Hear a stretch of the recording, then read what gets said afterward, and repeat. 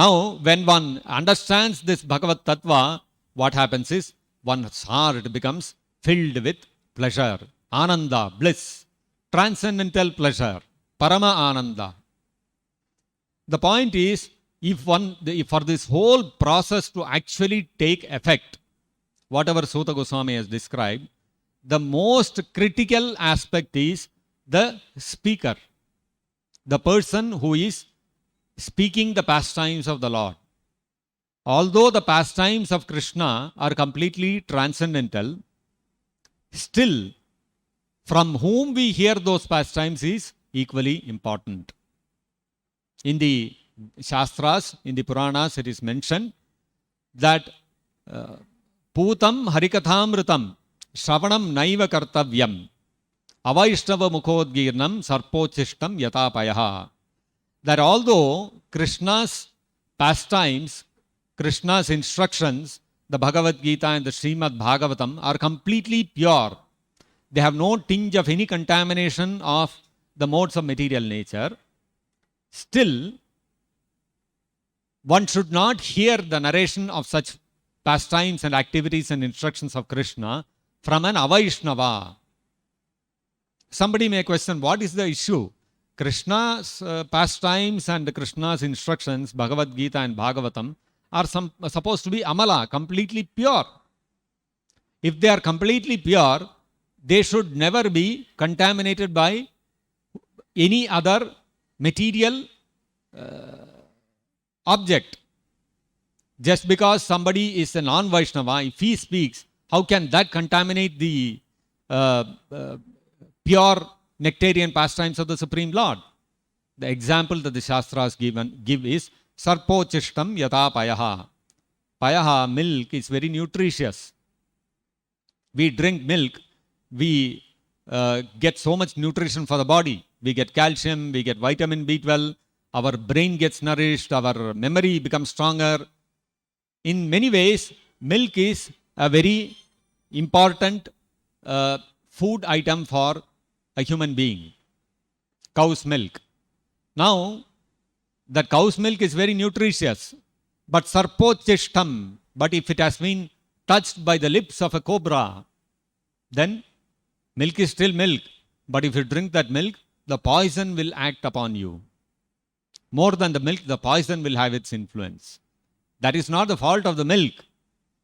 It is because we do not have the capability to separate the poison and take the milk. The milk has got mixed with the poison. Therefore, we should avoid such contaminated milk. In a similar fashion, although Krishna's pastimes are completely pure, they get mixed with Mayavadi contamination when we hear from the lips of a non-devotee. We will not be able to segregate that Mayavadi poison and take the nectar of the Srimad Bhagavatam. Therefore, we should be very careful from whom we hear.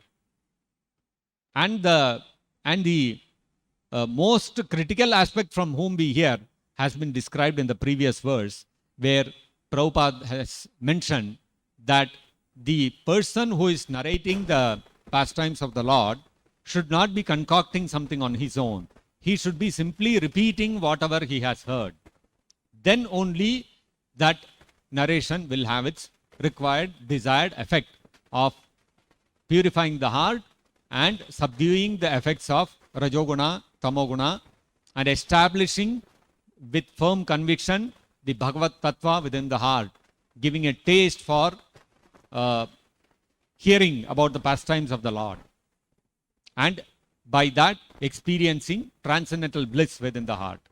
If that critical point is short-circuited, if we go and hear from some Mayavadi or some professional reciter, there are many people who are professional reciters of Bhagavatam. They conduct Bhagavata Saptaha, they will conduct classes on Gita. Somebody will say, I am teaching management from Bhagavad Gita. Somebody will teach us how to manage your stress with Bhagavad Gita, how to become a better manager with Bhagavad Gita. So many interpretations they will give. When you hear all these things, it is actually poison. Then you will not feel any pleasure, transcendental bliss in the heart when you hear the Bhagavad Gita and Srimad Bhagavatam from such professional reciters who do it for money. We have to hear the Bhagavatam and Bhagavad Gita from Nishkinchana, people who have nothing to do with the material world. Such personalities we hear from.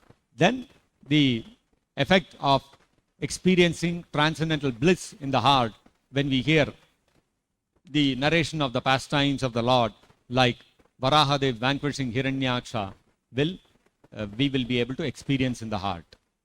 Therefore, we have to be very, very careful about whom we hear the Srimad Bhagavatam from, and if we properly hear from the Bhagavatam, then Bhagavad Tattva Vijnana will get firmly established in our heart, and we will be able to experience transcendental bliss.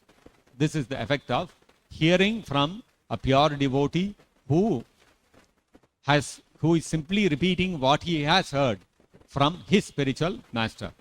And that spiritual master in turn should be simply repeating what he has heard from his spiritual master.